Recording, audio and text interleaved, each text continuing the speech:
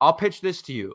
Do they get to a point where the offense is so good for the next 12 weeks and the defense is still so bad and there's still decisions in the game that are still so bad that they fire Eberflus and promote Luke Getsy as the head coach the following year? Like, is that in play? I know we're talking about real big picture stuff, people. I know you came here for Commanders analysis and reaction, but like, this is kind of where we're at here after 5 games. We have to sort of ponder these things, and it's a really, really important case study. And I think that's in the cards. I really, really do. Who do players buy into more, Luke Getsy or Matt Eberflus? So this is what I'm going to say. I know Eberflus is like the defensive guy, comes from the defense background, blah, blah. I think, and again, this goes back to like, okay, in your exit interview, what can you sell if you're Matt Eberflus at the end of the year? You can sell that you lost your defensive coordinator, and not even to a firing. Out of nowhere, you lost your defensive coordinator 1 week into the season, and that you weren't ready to call the plays. You're trying to run Alan Williams' system instead of yours, and you could try and adjust on the fly. It's the same tree and everything. But you know what I mean? Like, it's the same tree, but like there's intricacies and certain. And I know Eberflus is in all those meetings and everything, but it's still different. It's still a different set. It's a different person leading that charge. So if you're Eberflus, you can say, okay, hey, I know I did a bad job with the defense, but let's hire a new defensive coordinator, and I'll back off. I'll let that defensive coordinator handle that. That's what he'll be able to sell. I don't think, to answer your question, I don't think it's outside of the realm of possibility. No, I think if the offense continues to put up 30, 40 points, I think that, because then that means Luke Getsy has earned our trust back. That means that Luke Getsy has adjusted as well and shown that he's committed to playing to Justin Fields' strengths. So no, I don't think it's outside of the realm of possibility. I don't think it's likely though. Like, I don't think, like, if anything, I think that the reverse is more possible, that Eberflus stays and Getsy goes. Again, that would imply regression. That would imply that Getsy does not continue this formula that's been working the last 2 weeks. That implies that the Bears are continuing to lose games, in which case everybody gets fired anyway. So you're right. I get you're right. This is a conversation that has to be had, because if you're trying to find the way that you can keep Justin Fields and keep all the players, but still somehow get rid of the coaches and maybe keep Luke Getsy, that's a real fine needle to try and thread, and probably borderline impossible, if not completely impossible. So now it becomes, at what point do you just say, screw it, like, we need to, and I don't want to say rooting for losses, but at what point, like, is it if you lose to Minnesota and Vegas, but like the offense still plays well?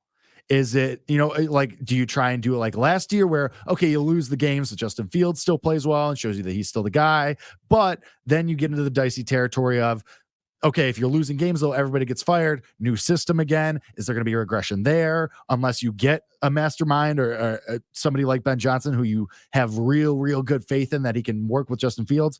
But then it's, okay, is Justin Fields going to be here? Is that guy, the new head coach, going to want to work with Justin Fields, or is he going to prefer Caleb Williams? And it's just a whole thing. We're 5 weeks into the season. You're 1-4. You have winnable games coming up. It's really hard to project these things right now. It's worth having the conversation. And of course, everybody always wants to look at the future, whether it be playoffs or the draft or whatever it may be, which we've covered all of those things so far today. But there's so much more that still we have to find out about this team in the coming weeks. There's still so much more that we don't know, because there's still 12 games left. There's still months left of this season. There's still 4 months, 3.5 months left of the season as it is. And so, strap in. We have, winnable games are coming up for the Bears. 4 of your next 5 games are winnable. And I would argue that the Chargers game is winnable, because the Chargers, and they always find ways to mess it up. So maybe you shoot for 3-2. Maybe, if you want to be like Kevin, you want to shoot for 4 out of 5 or even 5-0. Great. I mean, your fandom is your fandom. You choose how you want to root for this team. I am still very much on the fence. I could be, pushed either way into, all right, root for a tank or push for the playoffs, because fact of the matter is, you are in that position. You win 4 or 5 games and you end up 5-5, you're right there, you know? You are. I think what I'm going to do is this, because I will say I feel like I've been a little bit like too out on Matt Eberflus. Like maybe that's unfair, right? Like Uh, maybe it is a little bit unfair I for me to I be at think that point. I think that you made your bed regarding Matt Eberflus early because you were already dicey on him coming into the season. Like you believed that he was probably the guy, but you were like kind of and I think everybody was lukewarm on him because he had his moments last year where he was good and he had his moments last year where he was bad. So it was already kind of like eh. But after those first couple weeks, you like I think it was after the Bucks game, you were Eberflus is not the guy. He's Oh terrible. And I get it because he yeah. had made some really bad decisions. You were completely right to be in that camp. But I think that honestly, you're kind of like me with the team as a whole, where it's like, oh, well, I believed, I was so firm in this belief. And now I'm having a lot of trouble moving off that very firm belief I had 3 weeks ago. And as time Yeah. goes on, that'll get easier as time goes on, and Hopefully. if they continue to play better, it'll be easier to say, okay, maybe I was just wrong. Maybe I went a little too hard in this lane, and now I can switch over to a different lane and be more in the middle or more positive. Blah blah blah, whatever you want to call it. But it makes sense. Those criticisms of Eberflus were very, very rational and they were very well deserved. Now it's been 2 games and there's still been some dicey calls. I mean, the field goal, like he could not have had the field goal unit out there fast enough for that. I think was it 4th and 3.